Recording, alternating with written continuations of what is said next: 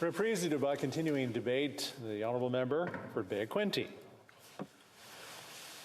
Thank you, Mr. Speaker. If you plan to fail, you fail to plan. You plan to fail, and that's the deal.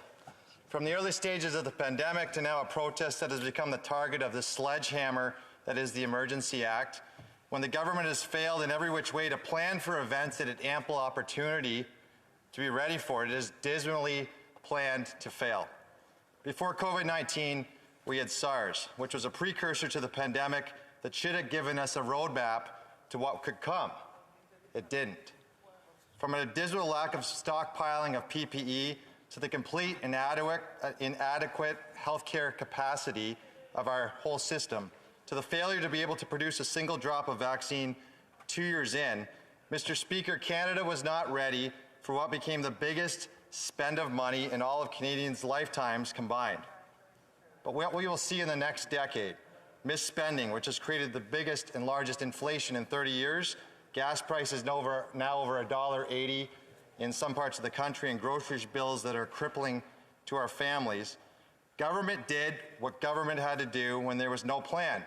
It intervened. And the problem with government taking total control is it hates to lose the control it has gained. Let's switch gears to the protests here in Ottawa. The convoy drove from west to east, making their way slowly across the country while making it well known that they were not happy with the mandates. Every town they entered, they were met with thousands of Canadians who supported them, feeling hopeful for change. Each Canadian had their own reason for supporting them, but the common thread was the need for change, for hope, and the end to suffering. This government had fair warning. People were coming and were unhappy, and they had ample time to listen to the people and create a plan that Canadians so desperately needed. A roadmap out of this pandemic. But instead of listening and seeing what other countries who had fourth waves ahead of us were doing on January 7th, our health minister said, "I see more mandates coming." Quebec's tax on health and the continued PCR testing that the WHO said was unnecessary. There was and has been no medical scientific data to back up these mandates, just as there was no data to prove that the Prime Minister was correct in suggesting interprovincial passports for truckers was absolutely necessary. So instead of listening and creating a safe, responsible plan, our government took a heavy hand, threatening more mandates and belittling Canadians for expressing their displeasure. Ottawa Police, the RCMP, and Ontario had all the time they needed to prepare for trucks coming downtown, and let's be honest, there was no plan.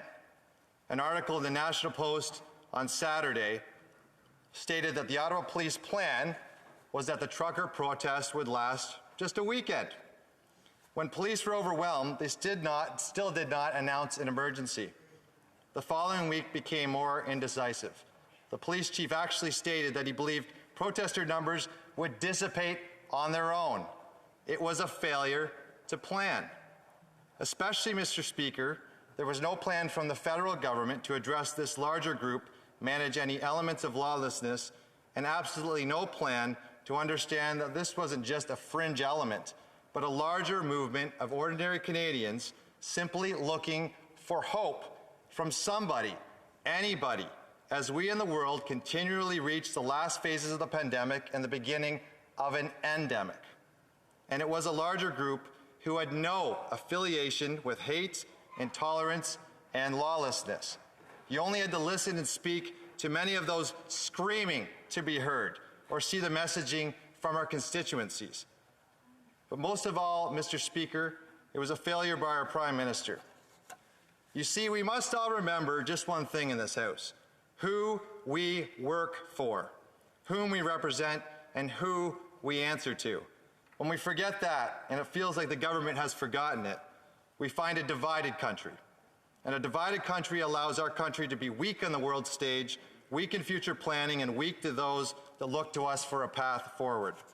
The Prime Minister made a choice, and that choice ignored Canadians when they needed a leader to hear from the most. Here are some of the voices from my Bay-Quinte in the last few weeks. Quote, My son struggles after COVID-19 to the point where he has completely broken down. He can no longer play with friends, and he has no interest in even attending school. Quote, I had a major reaction to the first vaccine where I cannot mentally get the second and can't get a medical exemption. I'm at the verge of breaking down every day and have never had so little hope. Quote, I donated $30 to the trucker convoy, not because of any other reason than I wanted hope and an end to the mandates. I'm a single mother and I'm afraid my bank account will be frozen and I will be detained. Quote, I'm currently a teacher and I'm speaking on behalf of children that are being masked all day long. They cannot breathe. They are not developing social skills with one another that they should be. The language development in several of my senior kindergarten students are being stunted because of the masks.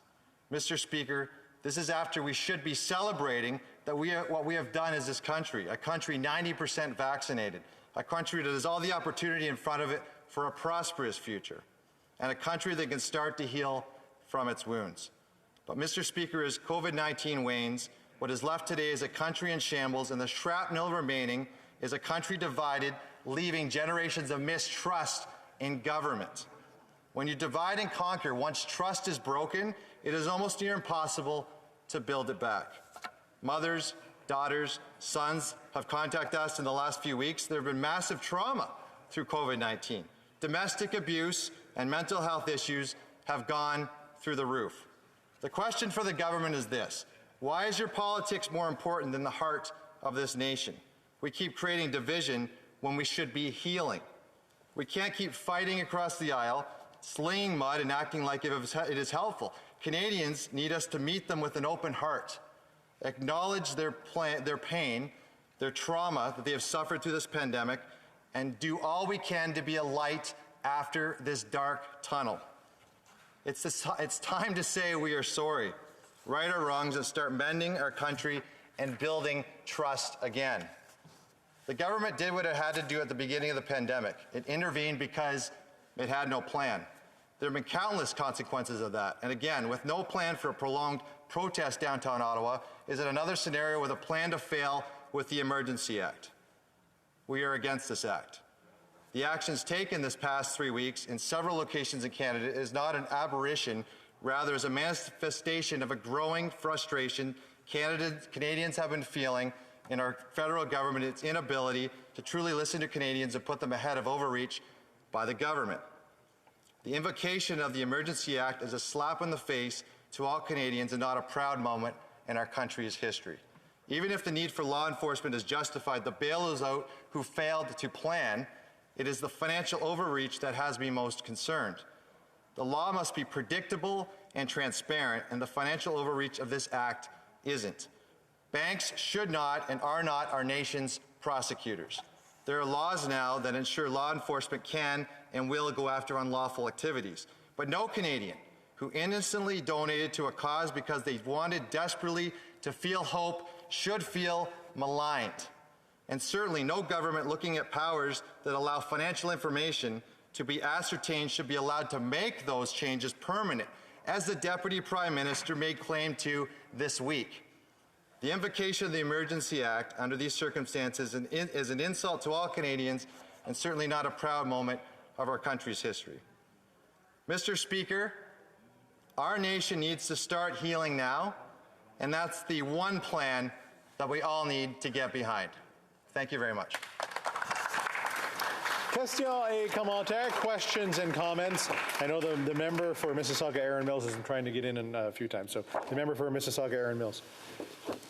Thank you very much, Mr. Speaker. And I've noticed throughout this morning a very strange, and actually quite over the past couple of years, a very targeted approach, a very divisive approach to really get to this government, and not on any merit. So I ask the member, why is he blurring jurisdiction lines? And I know that we've heard from Bloc Québécois members about the importance of jurisdiction.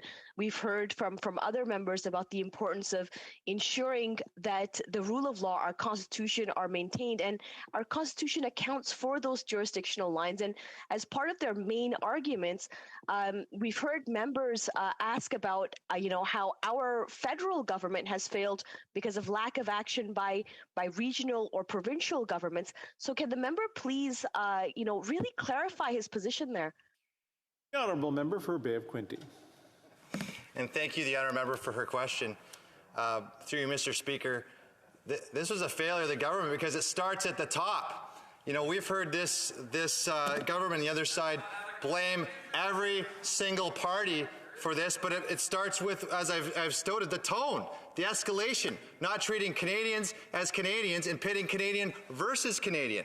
And of course, we talked about the failure of the police here in Ottawa to take care of a situation. I just said that in my whole speech, but it was also the tone by the government to not recognize what was happening to listen to Canadians and ensure, as I've stated, we start healing this nation, not dividing it. Thank you very much. Questions et commentaires, questions and comments. The honourable member for Thérèse de Blainville.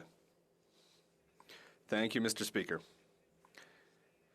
Mr. Speaker, I would like to ask my Conservative colleague if he agrees with me on 2 points. And he doesn't have to be, though, if he doesn't want to.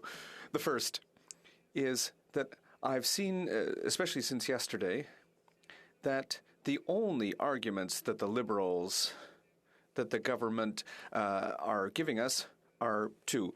That they have a poll of some 340 people who say that Quebecers agree, and the other is that the City of Ottawa said that, well, it's a good thing we had the Emergencies Act.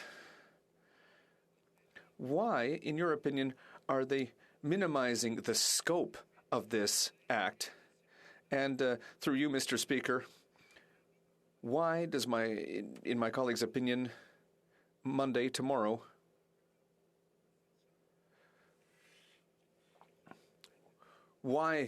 how can they justify telling us to pass this Emergencies Act? The honourable member for Bay of Quinte. My honourable colleague from Quebec for her question, and we agree. You talked about 2 points. Well, when we've talked about 2 points this week, we're looking for point 1 and point 2 of what the government did before invoking the Emergency Act, because we can't seem to get that answer either. There is no justification for it when we haven't had step 1, 2, or 3 introduced before we had this. And at the end of the day, we agree that this is a step too far, especially as I mentioned with the financial ramifications to Canadians, and especially when the government wants to see some of these changes permanent, which we certainly don't agree with, and as I've stated, is definitely overreached by this government. Thank you. Questions et commentaires, questions and comments. The honourable member for London Fanshawe. Thank you, Mr. Speaker, and I thank the honourable member for his speech. He spoke a lot about healing and mending offences, but my concern through a lot of this is, of course, that ultra-right-wing, white supremacist organization that is central to a lot of what we have seen over the last few weeks here in Ottawa and across this country. So to associate, as some of the members across have, with people like Pat King, who have talked about the depopulation of the Caucasian race and suggesting that the only way the convoy to Ottawa would be solved is with bullets. Could he comment on the dangers of that and the fact that the government has to respond to that in an extremely serious and decisive manner? The honourable member for Bay of Quinte. Thank you very much, and I'm happy to address this. Thank the honourable colleague for her question. We've condemned this from the onset. We've condemned this from every single day as MPs, as Canadians. You know, at the end of the day, this was not what this protest was, the movement by the government. This was what this was about. These were Canadians. When we're listening to our constituency offices and I get calls and emails as a member of Parliament, the majority of Canadians, Mr. Speaker, wanted hope, and they wanted to end division, and they wanted to end mandates. This element that exists in Canadian society, all of us as MPs strongly condemn that. I want to make that very clear, have zero association to it, and all members in this House, all of us represent Canadians all across this country, condemn hate, condemn violence, and condemn intolerance, and let's make sure that's the way we go forward from here on in.